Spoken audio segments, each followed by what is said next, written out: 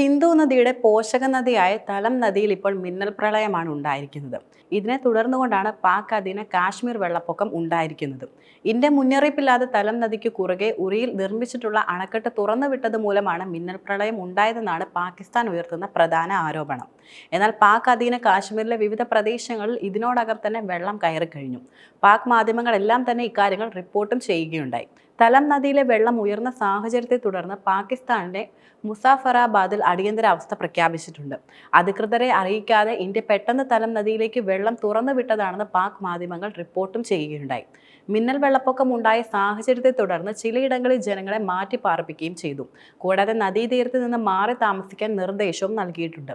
സിന്ധു നദീ ജല കരാർ മരവിപ്പിച്ചതിനു ശേഷമുള്ള ഇന്ത്യ കൈക്കൊണ്ട ആദ്യ പ്രധാന നടപടി കൂടിയാണിത്.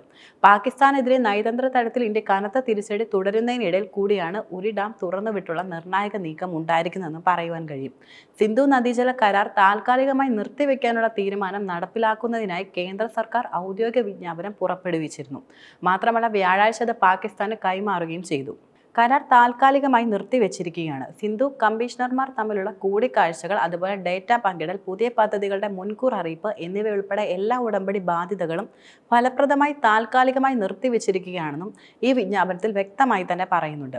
കരാർ ഇപ്പോൾ താൽക്കാലികമായി നിർത്തിവെച്ചിരിക്കുന്ന സാഹചര്യത്തിൽ കൂടി പാകിസ്ഥാന്റെ അനുമതിയോ കൂടിയാലോചനയോ ഇല്ലാതെ നദിയിൽ അണക്കെട്ടുകൾ നിർമ്മിക്കാൻ ഇന്ത്യക്ക് സ്വാതന്ത്ര്യവും നിലനിൽക്കുന്നുണ്ട്.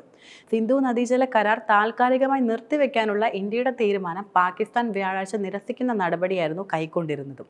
കരാർ അനുസരിച്ച് പറയുന്നത് പാകിസ്ഥാനിലേക്കുള്ള ജലപ്രവാഹം തടയാനുള്ള ഏതൊരു നീക്കവും യുദ്ധപ്രവൃത്തിയായി കാണപ്പെടുമെന്നാണ്.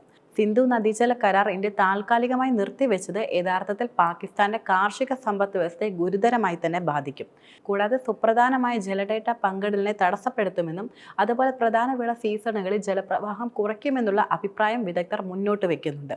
ലോകബാങ്കിന്റെ മധ്യസ്ഥതയിൽ തന്നെ കിഴക്കൻ നദികളായ സത്ലജ്, ബിയാസ്, രവി എന്നിവ ഇന്ത്യക്ക്, പടിഞ്ഞാറൻ നദികളായ സിന്ധു, തലം, ചെനാബ് എന്നിവ പാകിസ്ഥാനും വീതിച്ചു നൽകുന്നതാണ് ഈ കരാറിൽ പ്രധാനമായിട്ടും ഉൾപ്പെടുന്നത്.